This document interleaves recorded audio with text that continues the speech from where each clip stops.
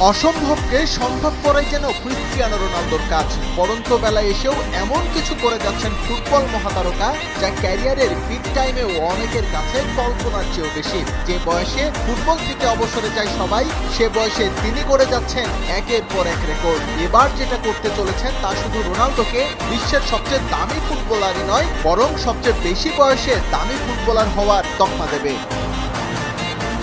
পারিশ্রমিকের record বই তছনছ করে 2023 সালে আল নাসরে যোগ দেন ক্রিস্টিয়ানো রোনালদো। চলতি মৌসুম শেষেই সৌদি প্রো লিগের ক্লাবটির সঙ্গে সম্পর্ক শেষ হবে তার। বাজারে ফিসফাস আলোচনা, রোনালদো কি সৌদি আরবেই থাকছেন নাকি নতুন ঠিকানায় পাড়ি জমাবেন। যদিও বিভিন্ন সময় বিশ্বের অন্যতম সেরা ইঙ্গিত দিয়েছেন মধ্যপ্রাচ্যে ভালো আছেন তিনি। তার এই ইচ্ছাই এবার আনুষ্ঠানিক রূপ পেতে চলেছে। আল নাসরের সঙ্গে নতুন চুক্তিতে রোনালদোর বেতন বাড়ছে আরো।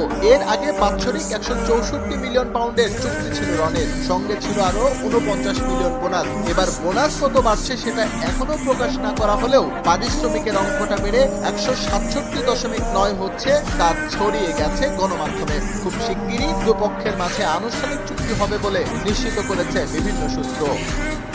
নতুন চুক্তিতে প্রতিদিন রোনালদো পকেটে ঢোকাবেন 4,19,800 পাউন্ড। সপ্তাহ প্রতি অঙ্কটা গিয়ে দাঁড়াবে 3.19 মিলিয়ন পাউন্ডে।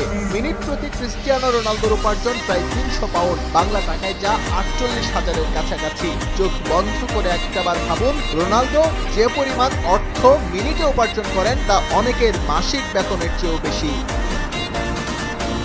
সৌদি আরবে আসলেই দারুণ সময় কাটছে রোনালদোর। আল নাসর সফলতা না পেলেও ব্যক্তিগত নৈপুণ্যে রনের ধারে কাছে কেউ নেই। কদিন আগেই গ্লোব সকার অ্যাওয়ার্ডে বর্ষসেরা মধ্যপ্রাচ্যের ফুটবলার নির্বাচিত হয়েছেন পর্তুগিজ পরপুত্র। সৌদি আরবে তার প্রোফাইলটাও বেশ সমৃদ্ধ। 84 ম্যাচে 75 গোল করে তিনি ছুটছেন 1000তম গোলের মাইল ফলক স্পর্শ করতে।